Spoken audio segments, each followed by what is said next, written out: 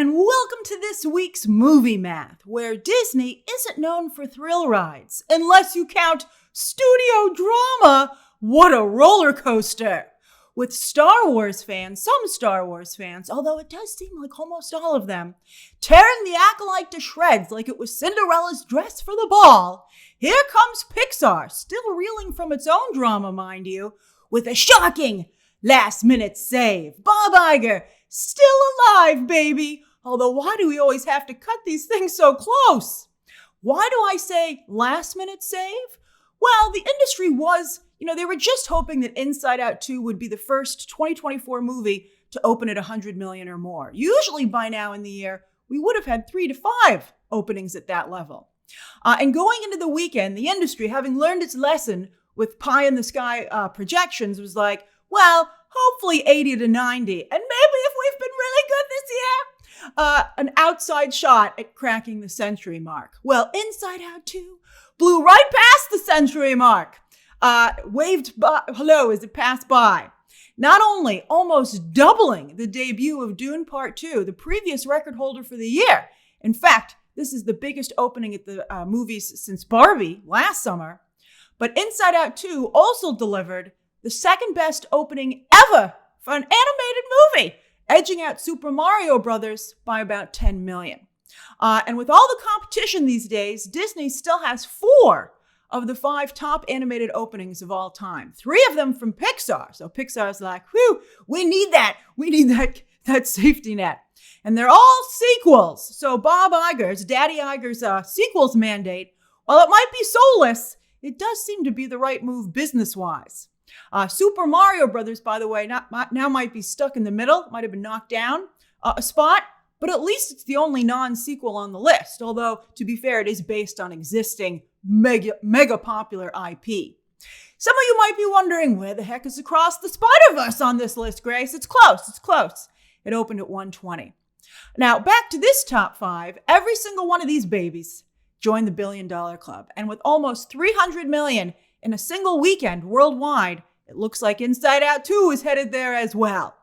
That would be the first, even close. Well, Dune 2 did very well, but, this would be, 2024 has a pulse at the box office.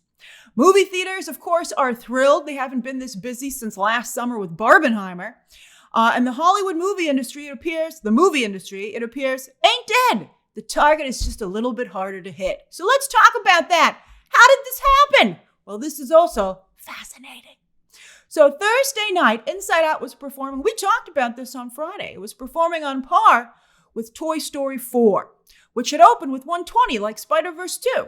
Shrek the Third was the previous 5th place spot, which is incredible that it stayed up for so long considering it came out such a long time ago. Bring back the Shrek movies. And Puss in Boots did really well. They are working on that over at DreamWorks Illumination, both now run by Chris Meledandri over at Universal. All right, but so if I were, it's funny, Maya Hawke also, I was going to talk about it later, but I'll mention it here. She was asked during an interview for Inside Out 2 what I think her favorite Disney character was, and she said Shrek. I don't think Disney's upset about it anymore, but that was, if anything's going to scare all the other animation studios, it might very well be Shrek. But then they can remember the final films and be like, maybe not. All right, but again, Puss in Boots was so good. Do you think Shrek can come back? All right, but on Friday, here's what happened during the day on Friday. It seems Latino audiences walked up to their closest multiplex and said, tickets for Inside Out 2, please. Yes, incredible walk-up business from the Latino community. And on Friday, Inside 2's audience was 42% Latino, far outpacing all the other demos, generating exciting headlines. That big number on Friday, which we're not just in the trades, but with today's social media, a lot of, like the pop culture accounts were talking about it. I always talk box office, but it wasn't just the box office reporters who were talking about it. Everybody was talking about it. And suddenly, crucially, Inside Out 2 was a party going into Saturday morning. The Latino audience by Sunday was at 36%. And while the rest of the demos weren't updated by Sunday, it does seem, based on the Friday and Saturday demos, that the Latino audience is still probably, at least by a bit, the top demo. The reason I bring this up is that's the second weekend in a row that Caucasian audiences weren't the top demo for the number 1 movie. is the Latino population growing? Back in 2015, unfortunately, demos weren't reported because I went back to see if we could compare the original film to this one. But also, not only is there potential growth in the Latino community, but also maybe some conservative white audiences are still boycotting the mouse. So that's maybe how this situation came to be. However, before we say that's definitely the case, it's worth noting that last year it was Latino audiences that also drove Super Mario Brothers for Illumination and Universal, with 41% of the audience. And with other films, while Caucasian audiences are still typically the lead demo, Latino audiences are almost always the second biggest group and have been closing the gap between themselves and how much the Caucasian audience takes up. But interestingly, they are not drawn necessarily to Latino talent, and for the most part have yet to come out in droves for any movies with a Latino lead. Coco did very well with Latino audiences, but it didn't open anywhere near Inside Out 2, and Encanto, although that was still kind of the pandemic, opened even lower. And for instance, Latino audiences have long fueled the horror genre, but every time Hollywood tries to make a horror movie with a Latino lead to appeal to that audience even more, or as a thank you, the Latino audience doesn't like it. So can Hollywood crack the code of what Latino audiences are looking for? Because right now, they remain a wild card. Do you have any insight on it? What would you say? All right, and then while Super Mario Brothers was more interesting stuff, boy. While Super Mario Brothers was 60% male, Inside Out 2 is 62% female. Barbie was 68% female. And so while Marvel and Star Wars have struggled to lure female audiences to their franchises, clearly women can be a box office force to be reckoned with when they're interested. Hilarious that the movie skews so female when it came out for Father's Day. But then, who plans most Father's Day outings, right? I think that we might have cracked the code. Dads just tag along. We've planned a great day for you, Dad. We're going to see this movie that we really want to see. And that might be why The Flash, Lightyear, and Men in Black International all bombed previous Father's Day weekends. Also, women picking the Father's Day movie might be why the first Inside Out, which also debuted for Father's Day and back in 2015, did so well. Other successful Father's Day releases, the first Jurassic World, Incredibles 2, which focused on Mrs. Incredible. Happy Father's Day, Dad. Isn't Mom great? And Finding Dory are other recent, as I said, Father's Day hits. And you can see the clear appeal to the female audience. But they have broad appeal. Although, by the way, Man of Steel was a solid Father's Day hit as well back in 2013 with very strong male appeal. Although there was something for the ladies there as well. But looking at this list, Jurassic World, by the way, and Incredibles 2 are genre-y content. They're bright, colorful, and very mainstream. So when Marvel and Star Wars are trying to lure female audiences to their franchises to add to their already strong male fan bases, that should be the model. Here's what you should be looking at. This is, clearly, these movies are clearly the model. Wonder Woman is an interesting exception. Because that had Zack Snyder produced it, so it had like a little bit of a darker color palette, a little grayer. I guess you could say muted colors, but the posters weren't muted. But I think Gal Gadot, had a very mainstream appeal in the first film. And interestingly enough, Wonder Woman 1984, I think, leaned a little too female, a little too bright. Interesting. We're trying to crack this. We would like ladies to come and see other genres, maybe. All right, they love television. Television's long been a great place for female viewership. Now back to Inside Out 2. Like Barbie, they're both very successful movies, but we have to admit, they have the opposite problem than Marvel and Star Wars. They're lacking a little in male appeal, which isn't too surprising when you consider that the cast does skew very female. But, just like we want women to be interested in these guy stories, we want guys, I guess that's just impossible. That's like your perfect world. But, it used to be the thinking that you had to have a 4-quadrant movie to bring in these kinds of numbers. But it's becoming clear in an entertainment business of fragmented audiences that you just have to really appeal to a specific type of groups, in this case in particular, female and Latino audiences, and they'll come out in such big numbers, there are 8 billion people on the planet, that they'll make a ton of money for your movie, even though it doesn't have the 4-quadrant appeal that Hollywood used to feel was the name of the game. Fascinating. All right, so I think that Amy Poehler's pretty set in her career at this point, so I don't know if this is going to blow her spot up, but it will keep her going. And it seems Pixar was right to only offer her a big paycheck to return for the sequel, which is why Mindy Kaling and Bill Hader dropped out, although, sucks for them, nobody missed them. However, for all the money they paid Poehler, I think it's interesting that it was Maya Hawke and Ayo Edebiri who were the focus of the movie's PR campaign. Or maybe that's just who really connected on social media. And hey, maybe Amy Poehler did do her job bringing in older viewers, but all I saw on my social media feeds, and I'm curious what your experience was Hawke and Edebiri. And it was glorious! I love those two. I hope that this and their work on the upcoming seasons of Stranger Things and The Bear gives them both the capital they need to get more big lead roles. Hopefully, some in live action. Although I hope it goes better for them than poor Mahershala Ali. His lawyer even commented last week that she'd never seen such a crazy, insane situation as what's been going on with Blade. Again, remember, he spent his second Oscar capital to land that role. But his lawyer said, we closed that deal in 2019 and he's still not any closer to making the movie. But, hopefully he'll get the new Jurassic film. But yes, don't be surprised if in the next week or so you see one or both of these actresses sign on for some major big movies. Maybe even at Disney, because these days studios do like to keep major talent in-house, almost in some ways harkening back to the studio system.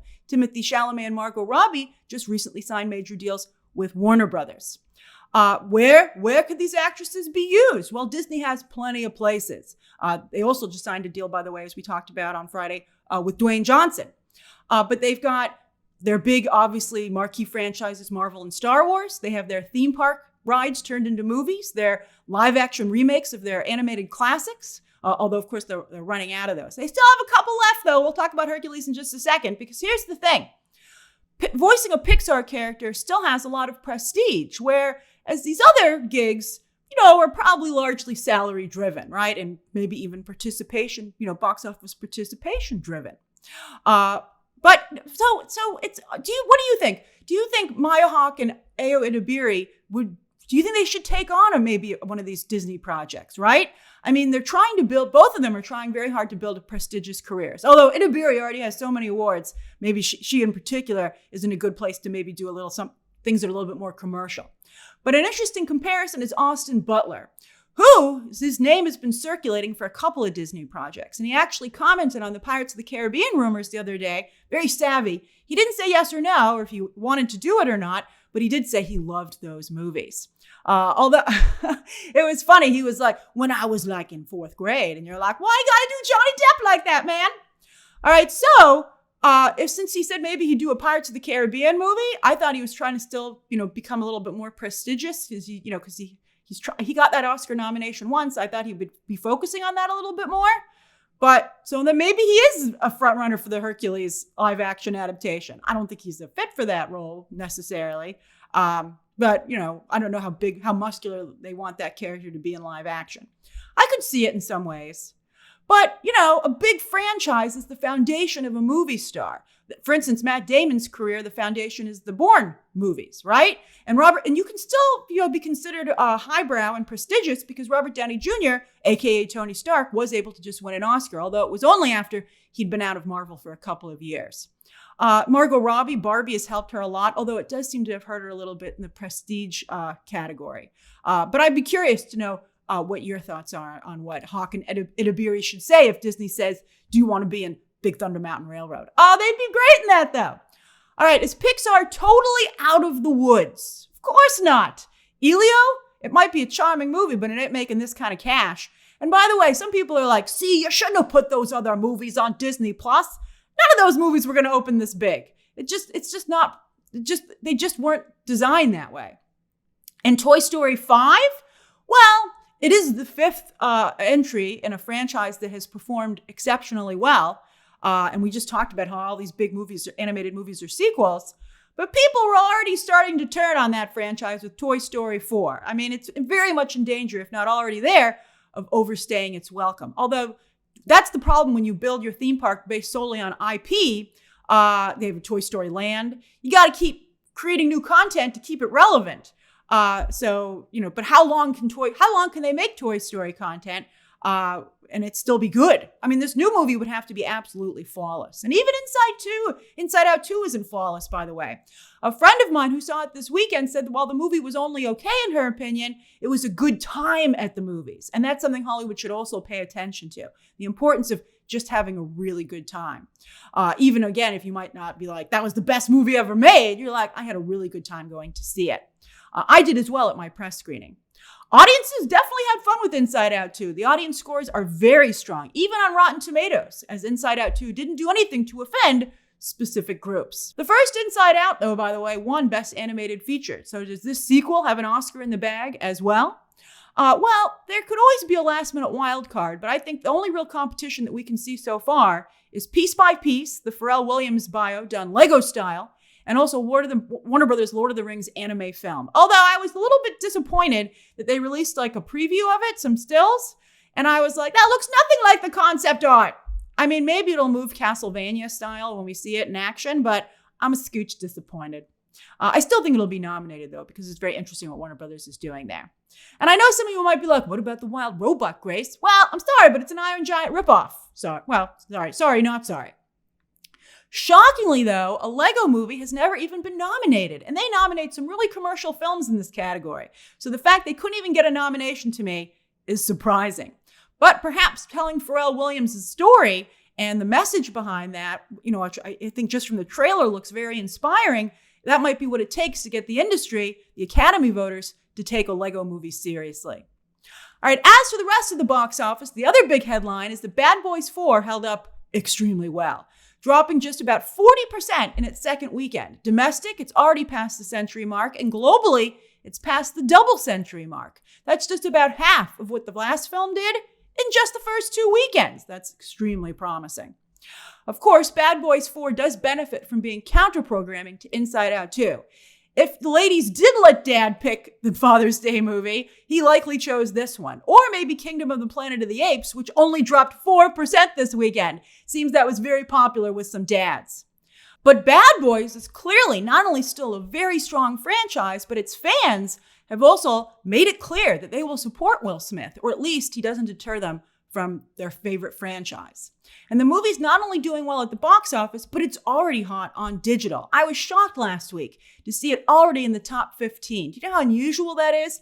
I mean, sometimes, people do like to, buy these movies in advance so that it just comes to them. They don't have to keep an eye on when it's going to come out on digital. So there is definitely, traffic that's generated in that way, but it's very rare to see them do that well on the charts. And even now, it's still at number 23. So it's going to be huge on digital when it gets there. All right, back to this weekend's box office. While Kingdom's hold is amazing, in week 6 no less, it's still like 100 million behind War for the Planet of the Apes. So clearly, there's still interest in this franchise as well, but Disney, having gotten it from Fox, is going to have to think a little harder about how to re-energize it. It could also be really big on digital and Disney plus Hulu down the line, but this box office, well, good for 2024, is I think it ensures they'll probably make another Planet of the Apes movie, but it might take a minute, and they're probably going to make some significant changes. I would consider a series, but the problem is that it's very expensive to do an almost entirely CGI cast. Because, it costs I think about $160 or something to make this movie, and that's only 2 hours, a little over 2 hours, and, a series would be around 6 hours. So, we'll see. You know what I was thinking? Maybe an X-Men 97 style animated show, but, I don't know how big that really was. It never really popped up into the Nielsen ratings, even though people certainly liked it on social media. So, I'd be curious what you would do with the Planet of the Apes franchise after Kingdom. Oh, by the way, If passed the century mark as well in its 5th weekend. So the movie's got that going for it. Over on streaming, starting with Nielsen for mid-May, on the overall chart, Bridgerton put Netflix back on top in a big way after Prime Video's fallout dominance for the past few weeks. And Netflix also scored with Madam Web thanks to their ongoing deal with Sony. Once again, Sony doesn't have a streaming service, so after digital, they send their movies to Netflix. Evil's still here too, but those are the only 3 original shows and movies on the overall list. Everything else is older content. And by the way, look at that. The new Reba just landed on this list, not only thanks to being on Hulu, but now it just has joined Netflix. It's been on Hulu for a long time, but it just got on Netflix. So it seems that this is the new old is new sitcom, right? Where everybody's like, wow, we love this. It's a new comfort food. Now, Reba, are you watching Reba? Are you on the Reba train? Toot toot. With originals, it's unusually slow here, with only one show, Bridgerton, above 1,000 for the week. Same for, and shows are supposed to generate lots of minutes. So the fact that these minutes are so low, not good. Movies is also very weak. But I'm thrilled that some people are discovering Upgrade. What a fantastic film. If you didn't watch Upgrade, go watch it. It's available on streaming, as you can see. With Netflix's charts, Glenn Powell can be happy that Hitman is number one, but it's a very soft number one. To give you some perspective, everyone was making fun of Atlas's numbers because everybody wants to make fun of Jennifer Lopez these days. And that did almost triple the viewership in its first weekend. So Glenn Powell only did a third of Jennifer Lopez's apparently laughable numbers. So this is on par more with Jerry Seinfeld's Unfrosted. I still don't, and that was with all the publicity that Glenn Powell did for it, which I continue to feel was a huge mistake. I know that he has a lot of ownership of this movie, but Twisters, which is supposed to be his big film that solidifies him as a movie star that everyone's already calling him, and that's not good either. I hope nobody jinxed Glenn Powell or glinked him. Glenn Powell combined with Jinx. But, is he gonna feel overexposed going into Twisters? How is he gonna do all the advertisement for Twisters now? And everybody just saw him for a couple of weeks straight for Hitman. And then now he's coming off of a miss. A lot of people said no thank you to Hitman. I didn't even think the movie was that good. Instead of coming off of the incredibly strong Anyone But You. And Anyone But You didn't boost Hitman. What a mess. I think it was not handled well. Now, we don't usually check non-English films, but two interesting things on this chart. First, Godzilla Minus One, while strong, is apparently more niche than social media would lead you to believe. Look how Under Paris did. It did so much better. Huge. And it's going to do even better probably the week after when we see, I'll check it again next week, because during the week, I was like, what's this Under Paris movie? And then I remembered that Stephen King tweeted about how good it was. And he, of course, was very popular on the Twitters. All right, with shows, very weak numbers here also, just like on the Nielsen charts. And again, it's odd because there are so many minutes and so many episodes. But at least Benedict Cumberbatch's Benny C's Eric, number 3 last week with its debut, is on top. And clearly, it is indeed time for Sweet Tooth to end with its final season, which, Eric, maybe Sweet Tooth will rise to number 1 the following weekend, but, these numbers are all not great. It is interesting that Bridgerton Season 3 fell off in just its 4th week, yet remember, it drops in 2 halves. So this is likely just the calm in the eye of the storm, talking about Twister, right? Part 2 dropped the same day as The Boys Season 4 this past week, and we all know from social media that Bridgerton totally blew The Boys out of the water. That was a mistake on The Boys' part to think they could take and counter-program that show. There ain't no counter-programming Bridgerton. Apparently everybody under the sun watches it, except me and maybe some of you.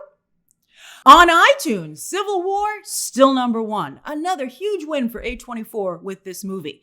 Box office, digital, and then it's going to go to Max because of A24's deal, streaming deal with Max, with Warner Brothers. But then can A24 take it all the way with also having a big win for this film with Oscars, at the very least nominations. I didn't care for that film, and I think there's a little bit of more and more people realizing that maybe I have some points. But everybody likes a winner. And, the movie's doing really well. So I still think Kirsten Dunst is its best bet in a nomination. And I bet you she gets nominated. She might even win. Let's see what the category looks like. A24 is hoping also to have its first blockbuster year with Maxine, the most commercial entry in that franchise, right around the corner. And look, Prime Video's Roadhouse became, I almost said Road Rage, which is also kind of what that movie is, but it became available on digital, which is unusual for a streaming service movie. Usually they keep them on the service. But maybe Prime Video felt, because Roadhouse is such an old school title, there would be an audience that maybe, is just on digital for it. And they were right, because it's doing very well here as well.